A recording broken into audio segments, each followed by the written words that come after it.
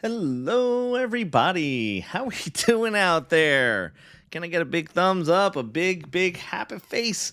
If you guys could hear me, thumbs up. What are we doing? How's everyone on this beautiful Friday morning, afternoon, evening?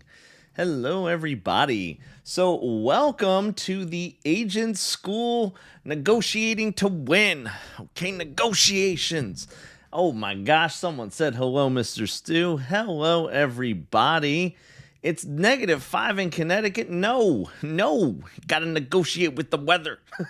Tell it to warm up, right?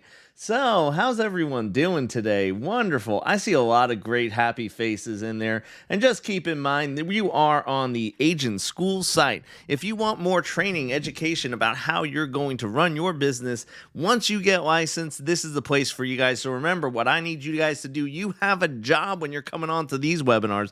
I need you to smash that like button down on the bottom. I need you to subscribe to the channel if you haven't already. And also share this out with all of your real estate friends, because this is not for you to keep secret. This is for you to share out with all your brokerage friends. So if you've just recently joined a brokerage, you're getting on with a brokerage, you're thinking about going to a brokerage, tell them you got to get on this, because we have some fantastic things and we're pulling our information. I'm going to tell you this. We're pulling from a wealth of knowledge here. We're pulling from my background, Cynthia's background, Joe's background, and some of this stuff is actually things that I pull from my experiences attending and also instructing on the national level. So this is stuff that literally I have sitting in front of me.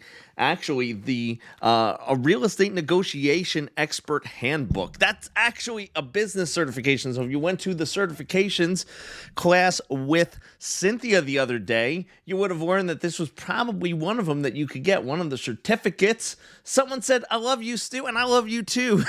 I love the energy, love the positivity. So that's why, like I said, I want you guys to not keep me secret. Don't keep me locked away. Don't put Stu in a corner. Make sure that you share this out with your friends, families, loved ones. Let them come on here and experience the wonderful amazingness, okay? What I will tell you is this.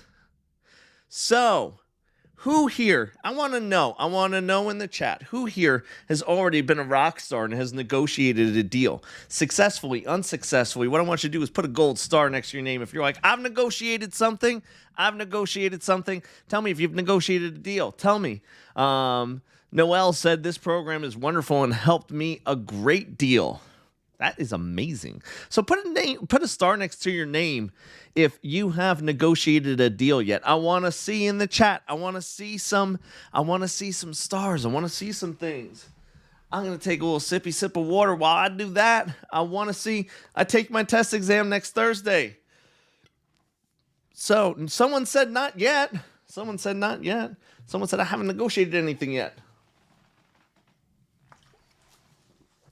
So no stars? Got nothing in the chat? Because you guys are too new? Too green? Guess what? You all should be putting stars next to your name. Who has had to negotiate with a child before to get them to eat their peas and carrots? Okay. Martha said, I was a pawnbroker, good at negotiating prices. Yes. So guess what? Just because, listen to what I'm going to tell you.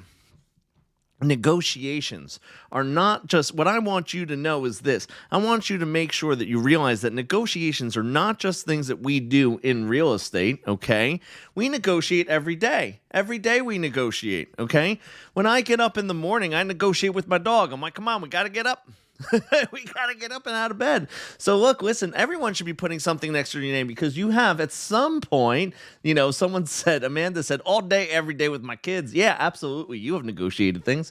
And what I'll tell you is, someone put in the chat, reading Chris Vaughn right now so that I can fine tune my skills. Chris Vaughn is an FBI negotiator, and I believe he is the author of Do Not Split the Difference. And I'll tell you this, something that so here's what I'm going to tell you. He is one of my really, really, really big influences, okay? So what I really like telling you guys is this. Make sure that you realize and recognize that all of the skills that you have developed, okay, you have certain skill sets. You have certain things that make you a wonderful, fantastic, amazing negotiator, and you have some things that make you a poor negotiator. So here's what I'm going to tell you guys. What we're trying to do is this. In this time that we're going to be spending together, we're going to be trying to identify what are some of the skills that are really good that we might have, what are some of the skills that are negative that we might have, and what are some things that we could start implementing to create what I refer to as the win-win money dance situation. Because here's the thing. There are potentially, so something I'm going to start with is this. Someone asked me, what is a negotiation the other day? And let me ask you that. Let me ask you your definition of a negotiation, okay? What is your definition of a negotiation? I want to hear what you guys have to say about that, because some of you are like, I've never negotiated before. Some of you are like, I've negotiated all the time.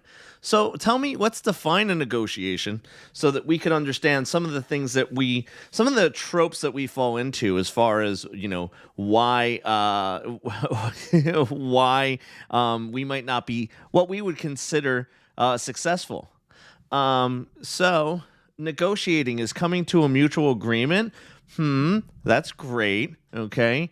Coming to an agreement by mutual consent. Let me tell you something. I have negotiated some things and there hasn't been consent with that. There has been times where there's like, yeah, they do it gritting their teeth.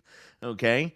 So Nikki said, my father always told me you never get what you deserve in life. You only get what you negotiate. Ooh, totally stealing that. Nikki, give yourself a gold star. That is fantastic. Your father giving you some Yalman's wisdom. Absolutely fantastic. So reaching a mutual agreement. So here's what happens and I'm going to give you my definition of, a negotiation. A negotiation is when multiple parties, because listen, if you don't have multiple parties, you don't have a reason to negotiate. When multiple parties have an objective and their objective is either met or not met. Okay. So basically there is a conflict. There is something that comes in the middle. Okay. So the process of negotiating is coming to terms with an objective that you have with another party involved. So do you see how I frame that? And the framing of this is very important because I think that what people think about is in a negotiation is that there has to be agreement, that there has to be a winner and a loser, okay? That there has to be a situation in which there's going to be someone who's going to walk away dissatisfied. And I think that is a wrong way to look at a negotiation. Roland said, you don't always get what you want, but if you don't ask, you don't get. That is a fantastic segue. Thank you for the segue, Roland, because what I was going to say in negotiation is basically you have an objective and you have to make a decision, okay? You have to make a decision what is right for you to get to your objective. Okay? That's basically what it is. So listen to what I'm going to tell you. So I train high-end agents, luxury agents. They sit in my classes to learn how to negotiate. Okay? So do you know what we do? I'm going to tell you a drill that we do, a role play that we incorporate. And here's what I want you to do. Put your ears on. But make sure your ears are all open for this one. You ready? Okay? What we do is this. I will put $2 in the middle of the table, okay? And what I will tell each party is I'll give them a scenario. I'll say, here's a scenario. You only need $1.50, okay? $1.50. The reason you need $1.50 is you need to there's a dinner that you want tonight. It's going to cost you exactly $1.50. But if you get the $2, okay, if you get the $2, I'll give you an additional $2, okay? I'll give you an additional $2, okay? So your objective is to get the full $2, okay? Why? Because you get more, okay? Now, the other person, I say to them this. You need $2 for gas. If you walk away with anything less than $2, Okay? If you walk away with anything less than $2, you cannot get home. Now, the trick is this. Is the one side going to tell everything? So here's the thing. How they win is actually if the one side says everything that they need, okay, and why they need it. Because there is a win-win in that scenario. There is a win-win. Because keep in mind, if the other side, if side A gets the full $2, they're going to get an additional $2. But what happens is they're hesitant to say that because that would exhibit greed. That would exhibit greed, okay? And they don't want to come up greedy. The other side has a ultimatum, an all out or nothing, okay? So what happens is this. The only way that you actually win in that scenario is if the side chooses honesty and openness versus greed. But none of the parties know that going in. So it's very interesting to see how they handle this. So you're probably asking me, so who thinks that who thinks, let me ask you this. Type in the chat because I want your communication. I want your participation with this. How do you think this usually ends? How do you think this usually ends? Tell me in the chat. Do you think it ends with a stalemate? No one gets anything? Like they just walk away and they struggle with it? Okay. Do they struggle with it? Do they come up with a win-win? Do they have a lose-lose? Do they have a win-lose? Like one side gets it, one side doesn't? Okay. Tell me what you think in the chat because I'm going to tell you right now 9 out of 10 times what happens. And I want to see. The guy, someone said, typically the guy who has to get the $2 or nothing comes away with nothing. That's someone said that. Lily said that's usually the scenario. Well, let me explain to you. What usually happens is I only give them about a minute and a half because here's what happens. The more they start talking to one another, so they're both reserved, okay? They're both reserved and they're both hesitant of the other's motivations because they don't know. They don't know. And they don't know what is real and what is not real, okay? Because also, too, and I'll tell you something else that's very interesting about negotiations when you actually hear this one. This is the scenario that comes up more often than not, and it's very interesting. Typically, in that scenario, Team A at some point becomes honest, and then what happens is Team B, based on how they're acting, Team B typically does not believe them. They get cynical. They get cynical and don't believe that there's going to be an extra $2. They don't believe that. They believe that that's a ploy. That's a way to catch them. They feel that there's a nefarious way about this. So what happens is this. And I'll actually write it out. So, because someone said I didn't hear the whole scenario. So let me write it out. And I didn't get a chance to do that before we jumped onto the webinar. So what happens is there are $2 in the table. Okay? And here's what happens. You know, so I'm going to make that a little smaller. And I'm going to give you the scenario again. Okay? Side A only needs $1.50. So really they only need $1.50. But if they take $2, all of it, they get an additional 2. An additional 2. Then the second side, okay, the second side, here's what happens. They say you need the full $2 to get home for gas, okay? And this is, you need $1.50 for a meal, okay? And that's what it is. It was $1.50 for a meal, okay? So, and the second one is you need to get $2 home for gas. All or nothing. So, what happens is, if everyone naturally just kind of goes to their natural positions, what'll happen is this.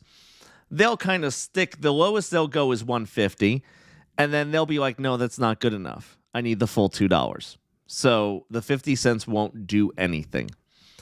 So the only way around this is if this side says everything and then this side believes it. So now that is the only win-win scenario. Now, let me explain to you how you get to be in a win-win scenario.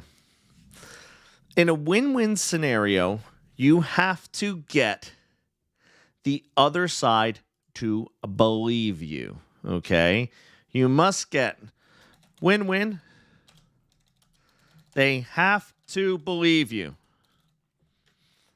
100%. If there is cynicism, they will not get to. If they think for 1 second when you're negotiating something, and again, I'm talking about this. I teach this to luxury real estate agents. So people who are dealing with multi-million dollars, where you're talking about a negotiation, negotiating an extra $300,000-$400,000 is what they do. Like that 50 cents to them is $300,000 to $400,000 on the deal that they would be doing. So we're talking a lot of money. Also, if you're reading Chris Voss's book, one of the things that he always talks about, and he always comes across, is bottom line is whenever he's negotiating. So for those of you who don't know who Chris Voss is a famous FBI negotiator. And he's written several books, done a lot of interviews, things of that nature. So he's very prevalent in regards to whenever someone's talking about negotiations. So whenever I teach this class, his name usually inevitably comes up. So when we're talking about this, something that I'm going to tell you is typically when you're looking at something like this, you need to be sincere and believable. So what are some ways? I want you to type in the chat. If you just met somebody, okay? If you just met someone, how are some ways that you could come off sincere and believable and warm and trusting, okay? What are some ways? Tell me anything, okay? What are some think of meeting someone for the first time. Have you ever met someone and just felt like, oh, there's just an instant connection? These are people that, like, I totally could work with him. I totally could get to a point where, oh, man, I trust him. I want to work with them. So I want to see what you guys say is going to be some things. Eye contact. Now, that's a great one, Roland. I really like that one. Eye contact. But here's what I'm going to tell you. There's also a level of softness that you have to have with your eye contact. If your eye contact is too intense, right? If your eye contact is too intense, it's something that is really it comes off very, very negative. Okay, like if I went on a date and like I was staring right in their eyes, okay, and like my eyes were like plastered open and like my eyebrows were raised. Okay. That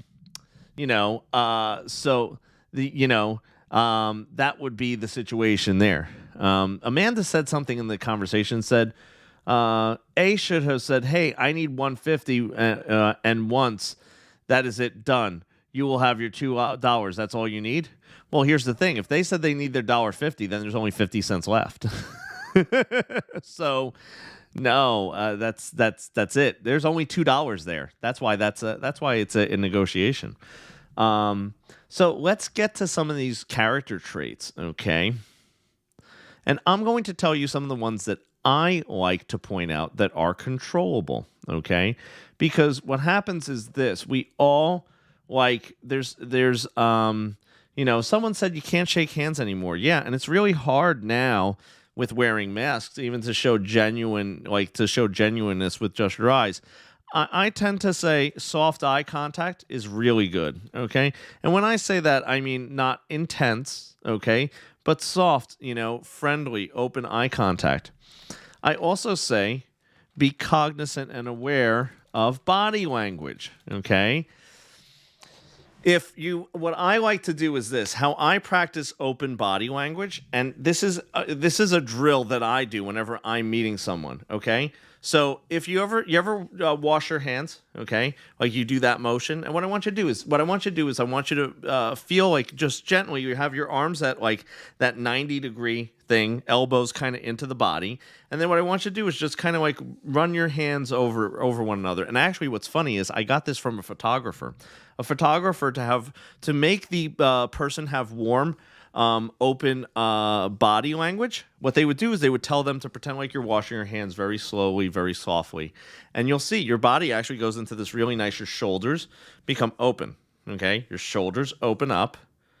And what happens is your hands start to just kind of, it's just natural. You kind of get into like this little pose of like, just like one hand in another, kind of like just like resting, almost like a very giving, like I wish that you could see it on camera. But if you do that, if you actually keep your elbows at 90 degrees and you do a slow hand washing movement, okay, with your hands, you'll actually see your body falls into this really perfect body language that represents a non-threatening openness, okay? So that literally is my home base when I'm speaking to someone that I don't know. I don't let my hands go out of that.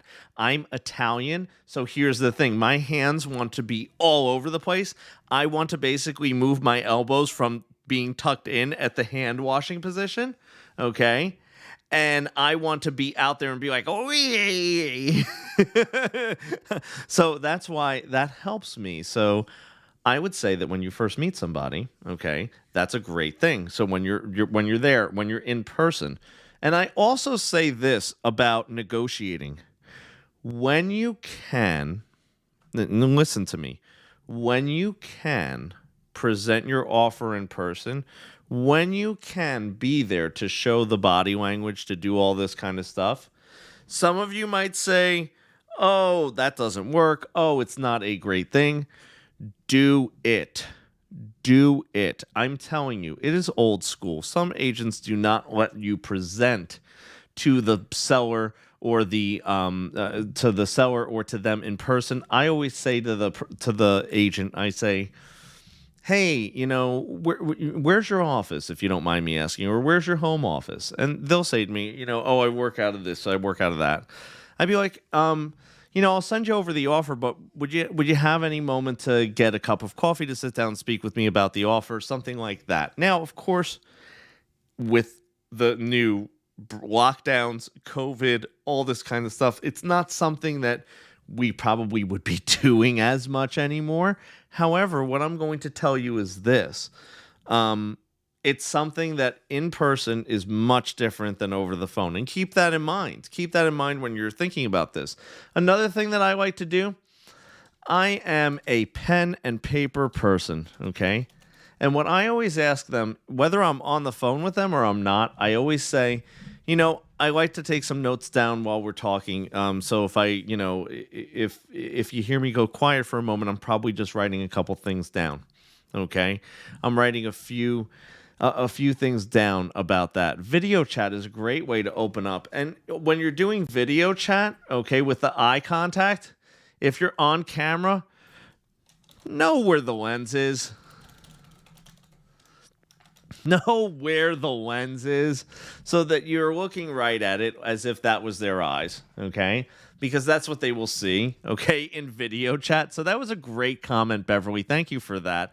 Because it's so awkward to see someone where they're slightly turned to the left or to the right, and that's because they're looking at themselves on the Zoom, and they're looking at the other person on the Zoom, thinking that they're making eye contact, but when in reality, they're offset on their eye contact. So they're looking off to the side of the screen. The other person is looking off to the side of the screen. So you have two people looking off to the side of the screen, and no one really knows what's happening. So what I tend to do in a video chat is I make sure everyone has all the information necessary prior to getting on there. So all I have to do is look right at that lens and talk as if they were there. And here's the thing, practice that with your friends and family.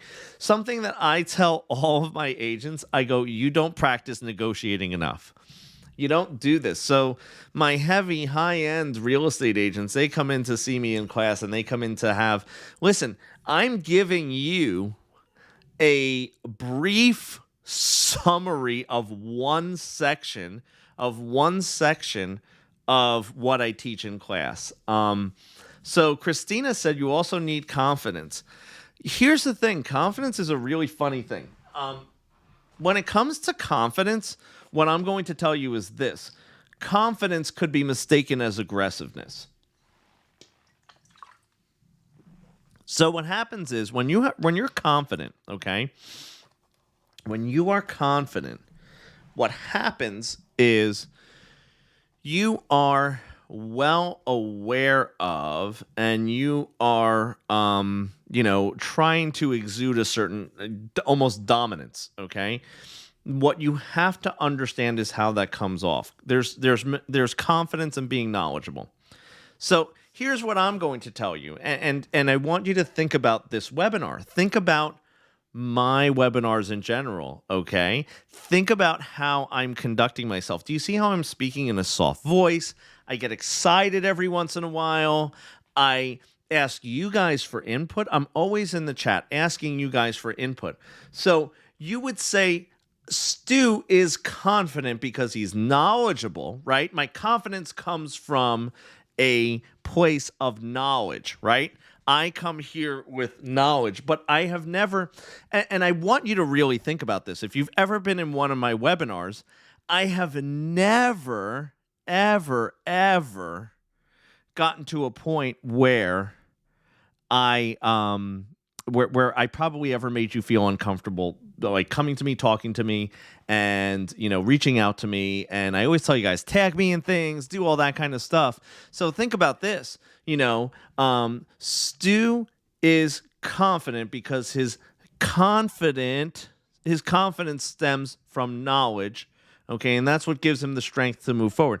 If your confidence stems from a place of you saying, I'm going to go in there and win, then what happens is this. You're going to get to a point where you go, oh my gosh, he's really, like, it's going to be intimidating, okay? And I'll give you a perfect example. Like, I've worked with agents like this. There's two different types of agents in New York City. There's ones that come off, and New York City is one of the markets I've worked in.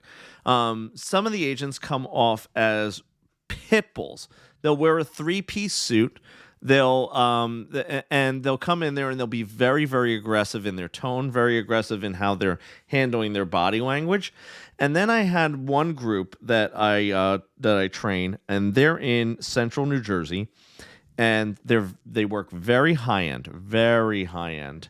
And something they do is they invite everyone to their home office. Whenever they're negotiating with them, they invite them to the home office. Now, I'm not saying to you guys do that, but this is what I'll tell you. They're in their socks and a suit, and they sit down. They say, can we offer you coffee? What can we do? So here's the thing. They're pit bulls. They're absolutely pit bulls. Will chew you up and spit you out, but you get to see them as humans too. So their confidence comes from their abilities to do certain things, but they stay humble, okay? They stay humble, and that's why I say to people, I go, when you can, do have a nice balance of what happens. Also, what I also tell people is this. Watch some of Ryan Serhant's videos. Ryan Serhant is very, very, very confident. But what happens is Ryan Serhant is very jovial in his approach. He's very nice and has a soft approach. So really what I'm really talking to you about is basically how you set the stage for developing a win-win. Because here's the thing. So I only give these guys in this scenario about a minute or two, right? So they don't really get a chance to do all these things, okay? They don't get a chance to develop anything. So what happens is basically you have to, in 30 seconds, sell that, okay? And what I'll tell you is someone said hi from Connecticut. Hello. One of some of the best pizza in the world. You think you guys know that I love Connecticut's pizza. So what happens is this. What they do in this, those first 25 seconds is so important in this drill because it sets the stage for everything. Everyone's tense when they come into it. Everyone's tense. Everyone's super tense, super tight because they're like, okay, I need this or nothing.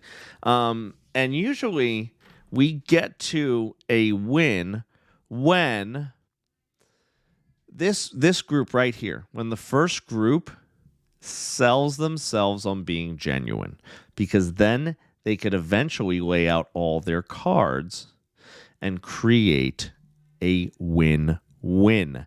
Because when they lay out their cards, they would be believable. Like if I told you guys anything right now, because you guys have been exposed to me, you've been exposed to working with me for a while, you've been exposed to doing all these things, then what happens is this.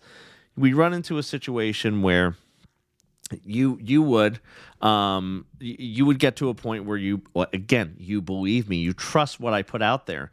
And I always say that there is a way to win every scenario. You just have to think about it and use your critical thinking skills.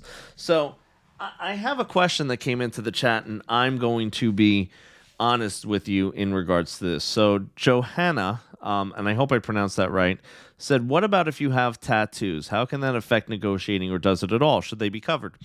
So I will tell you this. Some of you, the situation, some of you will have situations where, and you have to come to the realization of this,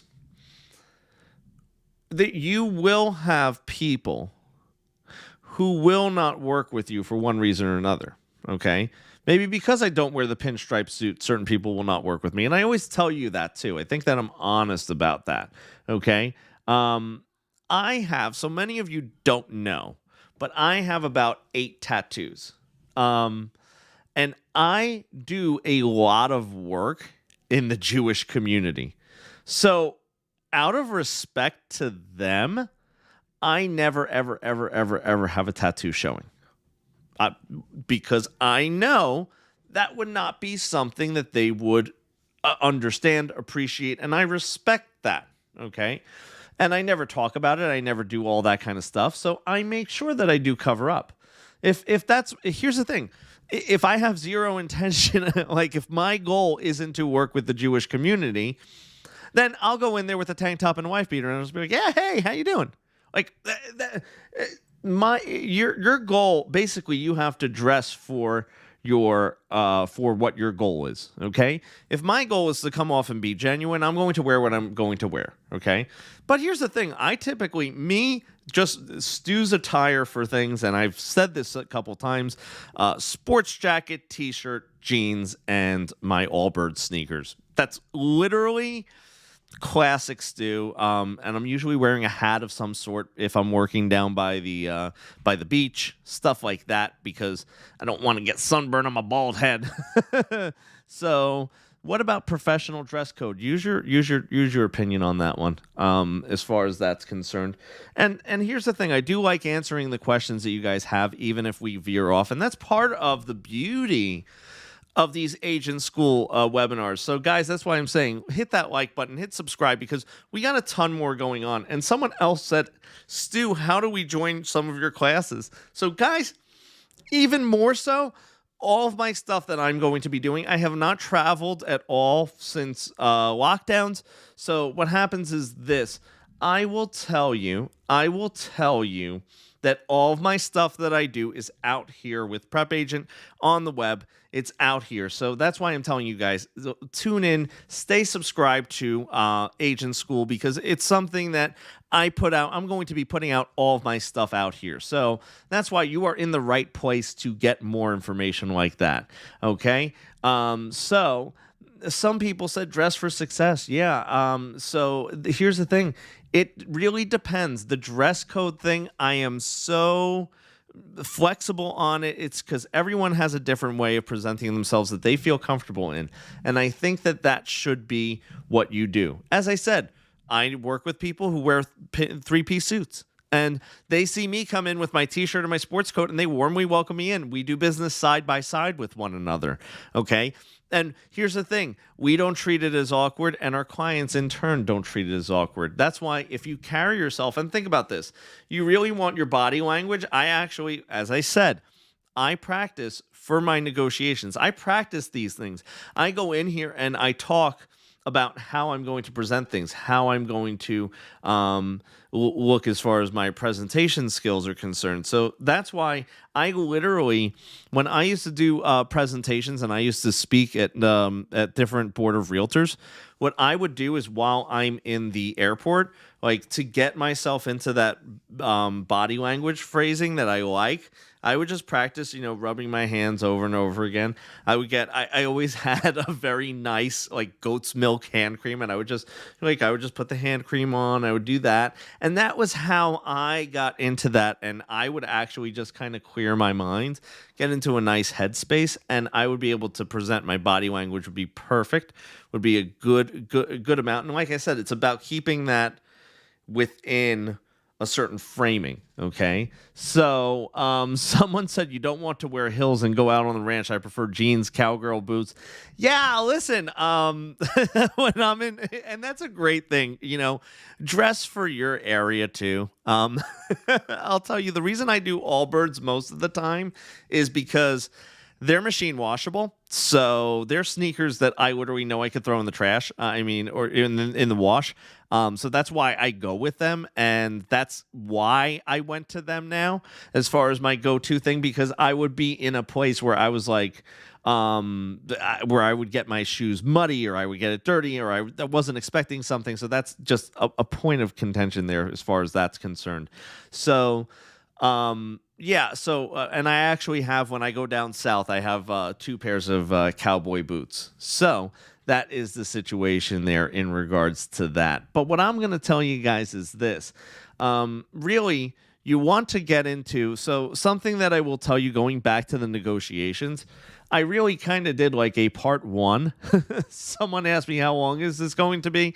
I have about like 3 or 4 minutes left. That's why I might do more on this. So if you do want more on the negotiations, like the next step, talking about how you're going to be presenting the offer, how you do this, give me a thumbs up in the chat, because I want to see that. Because again, I'm coming here, I'm trying out some different things. So this is literally a small section of a 2-day class I used to teach. So that is the situation there. So give me a thumbs up if you want to see more, because I'm going to definitely be doing that. So someone said, who got the money? Most of the time, they'd be at a stalemate because they couldn't make the connection.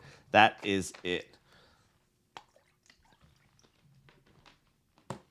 So, for those of you who are late or didn't miss the first portion of this, what I want you to do is we're going to be talking more about this. I'm going to be talking more about offers and negotiations, and we're going to be talking about that in greater detail. Okay. So someone said, really? Yeah, it's because what happened was they couldn't make that connection. And that was really the hardest thing. What happened was this person was always skeptical of this person, even when they laid everything out. Very rarely did they get to the point where they actually let the first one take the $2 and get the additional $2 and then give it to the other person.